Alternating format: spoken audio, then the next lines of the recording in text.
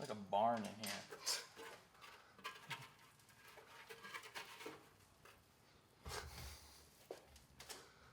Thanks, Bandcamp.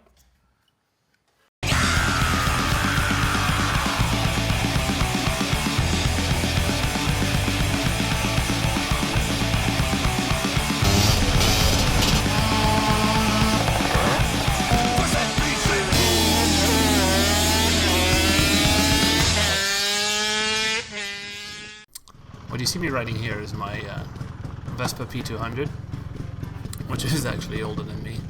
I got it a year ago. I rebuilt the engine, and I put suspension and brakes and tires on it so I could ride it a little bit harder. I really enjoyed it up until about March this year, where I unfortunately dropped it. So it gave me the chance to do some mods to it, which included full hydraulic brakes, stickier tires, and a cosmetic overhaul, including black trim and a little bit more of the yellow vintage style starting number thing. And I put a BGM radial master cylinder on so I could go full hydraulic. And I went ahead and put the Stella shocks on just temporarily. It was just because my wife's running the SIP shocks. And I helped my friend Mark out with an Si28, so I put it 28 on mine. I like the sound, and it gives me a little bit more torque. I was happy with the bike in preparation for the Bandcamp rally, but now that this is over and reality's kicking in again, I need to get busy and get it street ready again, which will be the main focus of this 3-part series where I'm gonna get a bunch of Pinasco parts. So we head to Chicago to meet my friend Andreas, who has a box of nice parts for me. Before I go into it, I have actually a first-hand look at the new Pinasco 28mm carburetor. So I didn't want to open the bag because it's not mine and no one likes an open bag. But it's nice to hold it. It was nice to get a good look. It's a 28, it's gigantic. It's similar to the Si26, especially here the MX screw, but that's hard to reach if you have an electric starter. But for the rest, the carburetor comes with its own set of studs and bolts and a nice slide. I do like it. I would mount it if I would like SIs.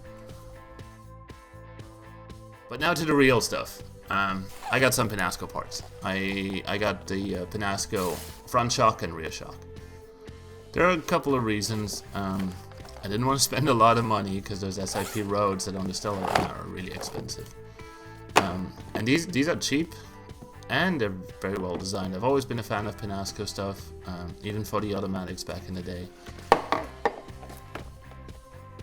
And I like they come with the same little tool, and then they come with a sheet full of instructions. But of course, because Pinasco is an Italian company, it's all in Italian.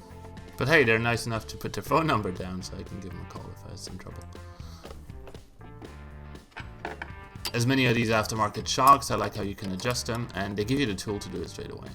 But most importantly, they're yellow. That's kind of what I was hoping to go for. It's yellow shocks.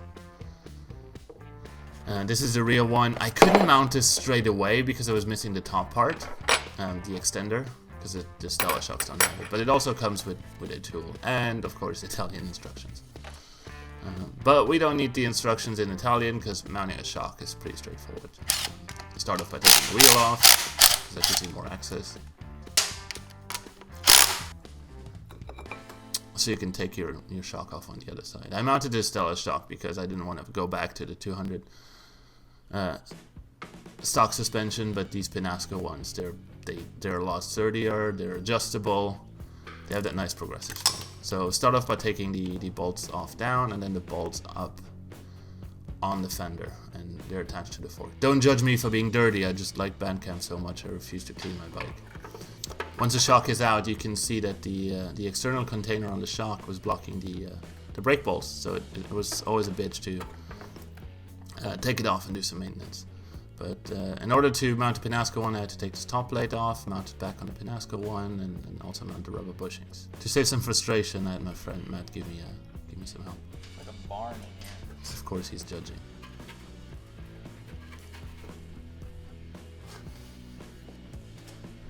Thanks, Bandcamp. Once the top is mounted, which is kind of a fiddly affair. You just mount the bottom bolts, tighten them down, torque them down properly, and there you go, shocks mounted. I really do like the look. Looks pretty good. I know, right? Thank you for watching. Tune in for part 2 of this series, where we'll discuss the different types of rims that are available for Vespas right now, and I will also discuss tires and hardware. So until then, don't forget to comment, subscribe, and all that good stuff, because it really helps me out. Thank you so much, and see you next time.